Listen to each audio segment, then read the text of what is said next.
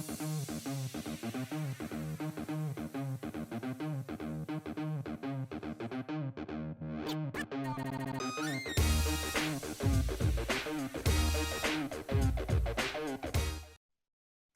this is Marc, Katz, dating coach for smart, strong, successful women, your personal trainer for love.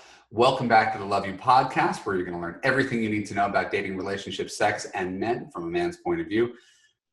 Today, 5 ways to make him fall in love with you. And right out front, I just want to call this what it is. It's an epidemic. Men call and they plan and they text and they pay and they say the nicest things and they wow you in bed and they talk about a future. And then A, they ghost or disappear entirely. B, they do the slow fade, kind of slowly pulling away over the course of a couple weeks or months. Or C, they're technically your boyfriend, but they don't make remotely the effort that they made in the beginning. And the first two hurt, right, when a guy poofs on you. But I wrote a book called Why He Disappeared, right? It explains exactly why that happens. For me, the harder thing, if I were in your shoes, the harder thing to fathom is why a good boyfriend would suddenly start taking you for granted and treat you poorly, even though he professes to care about you. So the easiest way to look at it is that people take things for granted, right? No matter what it is, anything, your car, right? You buy a car, and the first few months of you have your car. And if there's a nick on the side of the car, you're going to go get that thing fixed. But if you've been driving your car for 10 years and you got 100,000 miles on it, car gets nicked but in the parking lot, it's not a big deal. Nor are you even inclined to patch it up after that nick. It's like, oh, there's another one. So this is the way humans are. Right? We get excited about things, and then the thrill wears off, and then we start to take it for granted.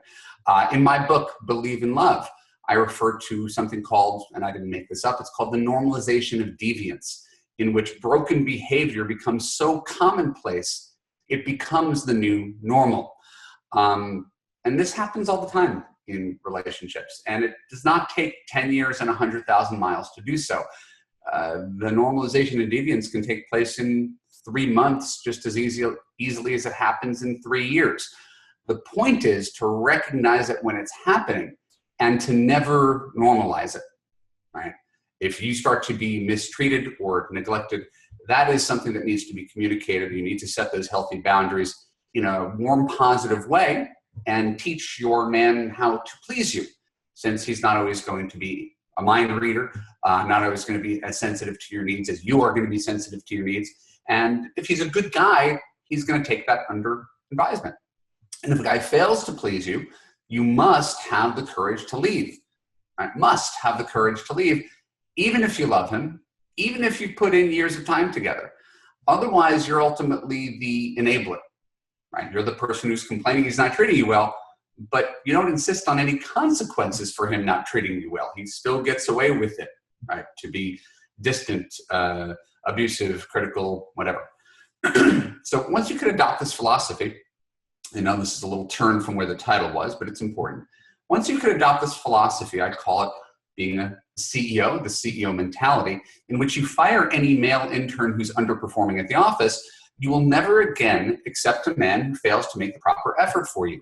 You'll either have a guy who values his job with you and realizes he has to keep up the effort to be worthy of being your partner, right? Or you have a guy who sees relationship maintenance as sort of a hassle and an inconvenience to be thoughtful to you. Well, in a good relationship, and that's what we're here for, not a relationship, a good relationship, good relationships are not hassles to men, because good men want to make their good women happy. But that doesn't always mean that we do. And that gets us into the meat of today's Love You podcast. Because we could spend a full hour, a pointless hour, detailing all the ways in which men disappoint you. They're perpetually late. They don't plan. They're selfish. They're cheap. They're busy. They don't listen. They're not expressive with their feelings. They don't want to talk about your feelings, and so on. And it's all true. Right? We're not sweeping any of that under the rug. And as I will remind you for the umpteenth time in the year and a half I've been doing this podcast, If you can't accept a man as he is at this moment, right now, dump him. Cold dump him.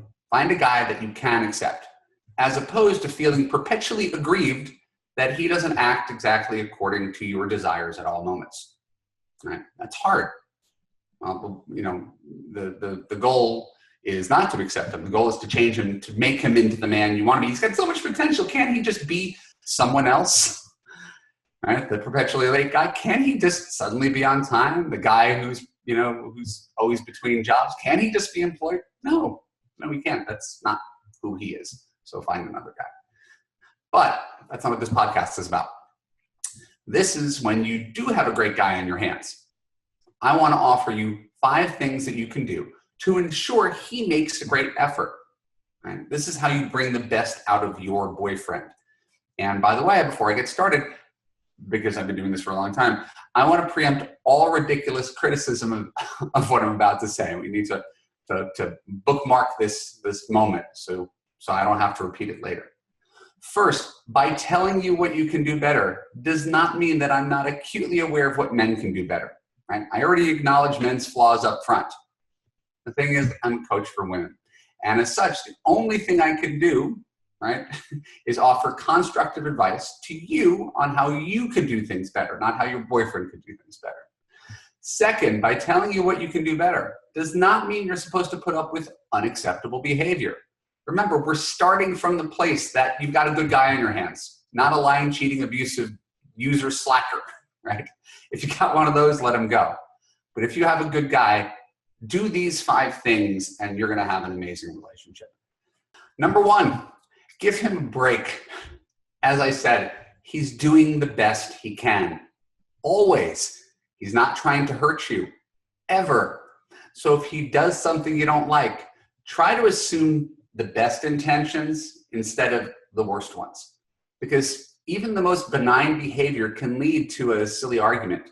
He compliments your hair and you get angry at him for not noticing that you cut it last week, or you think it means that he compliments you now, that therefore he didn't like your hair before. Or he does the dishes after you cook and he doesn't scrub them the way you would, or put them away in the exact same manner to which you're accustomed. Or he's in a bad mood and he doesn't want to talk about it, so as not to bring you into his own personal work drama. But since you like to talk about your work drama, you keep asking him, what's wrong, what's wrong, what's wrong? And then you get upset that he doesn't want to share his feelings. And suddenly this turns into an attack on how he's emotionally shut down, right? Instead of just a simple, I don't want to talk about it. Or he goes out on a Saturday night to play poker with his guy friends and you get annoyed that he's not hanging out with you, as if this act is a referendum on your entire relationship. Here's the best way to be a girlfriend. Assume he loves you. Assume he didn't want to hurt you. If you feel hurt, take a moment to think about why you feel that way. Did he do something aggressive to harm you? Or are you reading into something that is innocuous out of some form of insecurity and thereby ensuring that he will fail your shit test? So what I know is that I could hand you the perfect man and he will still do stuff that annoys you every single day. So the question is not whether he's going to bother you or do something you don't like. It's how you are going to deal with it. Number 2, be a yes person. Nobody likes the word no. Nobody likes the word no. You included. Hopefully you've chosen a boyfriend who's a giver, not a taker. If you've chosen a taker, dump him and find yourself a giver. Now, you have a giver boyfriend. Ask yourself, are you saying yes as much as possible? And if saying yes feels wrong to you, if me telling you to say yes feels wrong to you, wouldn't you want a boyfriend who does the exact same thing? Right? You say, want to visit my parents? And he says, yes, dear. Want to come to see Adele in concert? Yes, dear. Want to stay in on Sunday and snuggle with a movie? Yes, dear. Want to take an exciting trip to Paris next year? Yes, dear. Want to give you a foot rub before bedtime? Yes, dear. If you want a guy who says yes to you in the name of love and trying to be the most generous boyfriend ever, doesn't it stand to reason that he would like the same exact treatment? So if he says, want to throw a Super Bowl party for my friends? Want to go camping and whitewater rafting? Want to have a quickie before we go out tonight? Want to see if you like playing this video game with me? Want to come to the new Star Wars on opening night? The answer is yes. Now, I acknowledge that yes isn't a magic word. It's not foolproof. One always needs to have boundaries. But if it doesn't cost you anything to say yes, then say it. It is exactly what you want your partner to do for you. So the least one could do is practice what you preach. Good couples, healthy couples, the couples that you want to emulate, say yes 95% of the time. And the goodwill built up from saying yes all the time is that the 5% of the time that you have to say no becomes easily negotiated. If you say no all the time, you become that couple that ends up keeping score about who did what to whom and when. You don't want to be that couple. Number 3, accept him in full. All these things we're talking about, these different preferences, they're a part of who he is. Whether he likes video games or hot dogs or being introverted or extroverted, the guy you're with is pretty much a fully formed product before he got to you. He's not in some form of beta testing. He didn't ask for a consultant from the outside to tell him everything he's doing wrong. Like you, he's looking for someone who believes in him and thinks he's great the way he is, not because of his flaws, but in spite of them. You want him to stop talking to pretty women at parties? Sorry, well, that's the same charismatic guy that you fell in love with. You want him to stop working so hard? Sorry, that's the same entrepreneurial work ethic that has afforded you both a quality lifestyle. You want him to stop mentioning politics at dinner parties? Sorry, his passion and his opinions are part of the package that you purchased. Again, this is not to excuse blatant misbehavior.